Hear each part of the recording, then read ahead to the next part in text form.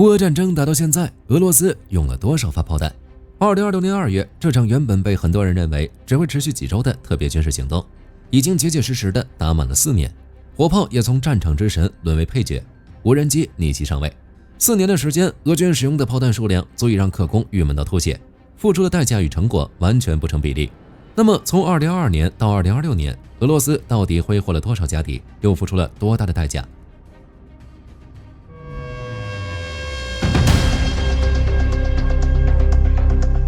俄军炮兵发射的炮弹数量恐怕谁都不知道，火力军也只能估算，就算去问普京也是这个结果。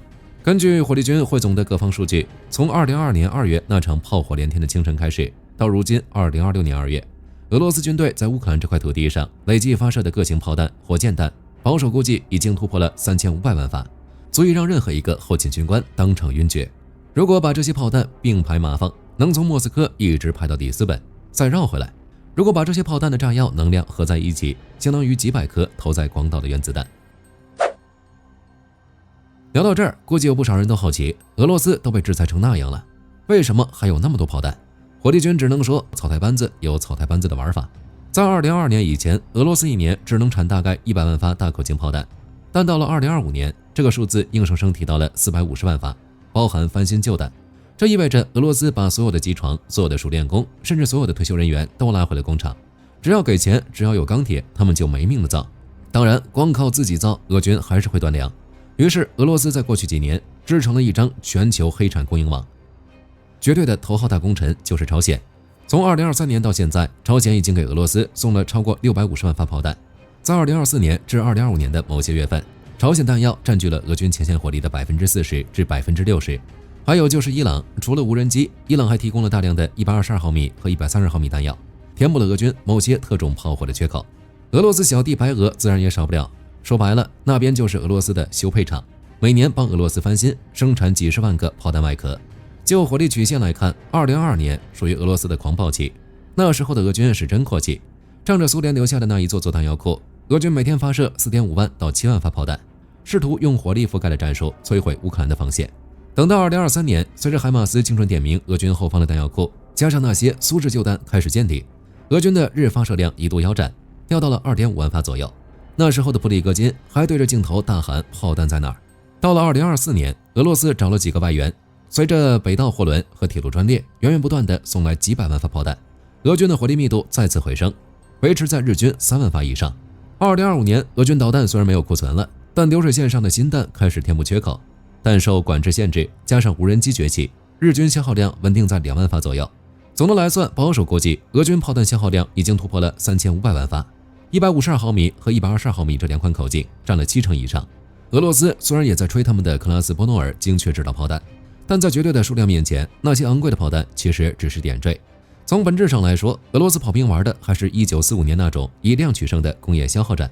有了数量，我们就能算花了多少钱。火力军通过一些泄露的国家防御订单合同给大家算了一笔账。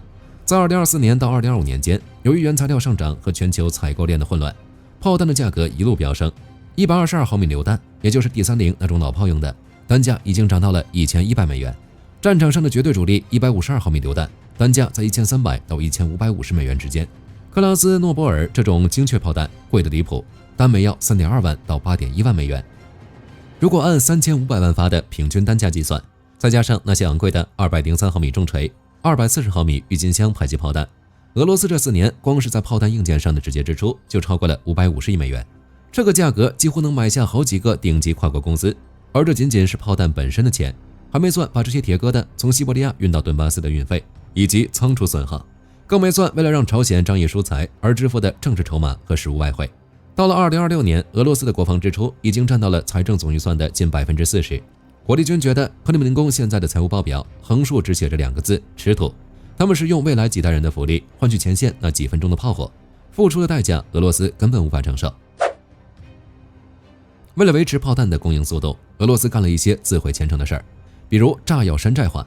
乌俄战争之前，俄罗斯的炮弹填充的是高性能的黑索金混合炸药，但现在为了降本增效，他们大规模使用了一种叫 TA-20 的玩意儿，说白了就是 TNT 掺了大量的铝粉。虽然听着响，爆炸威力也还行，但它的化学性质很不稳定，存久了容易变质，而且杀伤力比起战前标准差了一大截。朝鲜的炮弹也有问题，在很多时候，俄军前线打出去的每10枚炮弹里有6枚写着朝鲜文字。虽然乌克兰士兵经常发现那些弹药受潮、哑火甚至炸膛，药桶里的发射药甚至有不同批次的混装，这就导致了出宿不一。同一个炮阵地，同样的参数，打出去的炮弹有的掉在半路，有的飞过头了。这种盲盒式的补给对俄军指挥官来说简直是噩梦，但在数量面前，俄军并不嫌弃。还有就是炮管短缺带来的死结，这是俄军最致命的短板。炮弹你可以找朝鲜要，但火炮身管不行，那是精密锻造的玩意儿。俄罗斯现在1年的新产能力不到50根。为了躲避乌克兰的 FPV 无人机，俄军在2025年开始流行远距离压制，也就是加药包打极限射程。火力军科普一下，药包加的越多，炮管烧蚀的就越快。一门普通的姆斯塔 S 自行火炮，炮管寿命大概是2000发到2500发。但在实战中，为了追求压制效果，俄军经常连续射击，这会导致炮管红热，金属结构发生改变。一门炮达到1500发的时候，精度可能就已经偏离了几百米。现在的俄军手里有的是炮弹，但低头一看，炮管里的膛线已经磨平了，这就像是一个神枪手拿了把没准星的烂枪，只能靠火力覆盖来碰运气。这也是为什么2026年俄军的炸膛事件比前2年翻了3倍。这还只是战场上，俄罗斯的社会问题更严重。俄罗斯普通人日子快过不下去了。2026年的俄罗斯预算被专家称为死亡预算，克里姆林宫把钱全给了坦克和炮弹，那剩下的部门只能不断砍预算。医疗卫生的预算砍了317亿卢布，后果就是俄罗斯的基层药房里连普通的降压药和消炎药都开始断货，农村开发削减了1/3，俄罗斯的广大农村基础设施正在迅速烂掉。还有一个更讽刺的，俄罗斯的能源建设也出问题了。之前俄罗斯出现了大面积的取暖管道爆裂，修管道的钱全拿去买那几万卢布一发的炮弹了。现在的俄罗斯通货膨胀率已经超过了8%，为了压住通胀，俄罗斯银行把利率提高到了16%。这意味着，如果你是一个俄罗斯年轻人，你想创业买房，那简直是做梦。社会保障也被削减，等于说整个国家的民用产业被军工这个黑洞给吞噬。在这种情况下，关于俄罗斯到底能打多久的问题，媒体也是吵得不可开交。有人说，只要给钱就能打到天荒地老。确实，俄罗斯有动员传统，加税、印钱、压榨民生，只要普京能坐稳位子，每年的400万发炮弹似乎不是问题。但火力军觉得他们快撞到南墙了，理由很简单，身管是有极限的。俄罗斯的苏制火炮库存正在迅速归零，战前他们有1.2万门库存，现在能用的不到6000门，而且大多是快报废的。如果新炮管产不出来，你有再多炮弹也只能堆在库房里。另一边，朝鲜也顶不住了。朝鲜虽然能送，但2025年底的情报显示，朝鲜自己的库存也快见底了。现在送过来的很多弹药，那是几十年前的陈年旧货，哑火率高得吓人。如果外部奶妈断了奶，俄罗斯国内那点产量根本盖不住战场的消耗。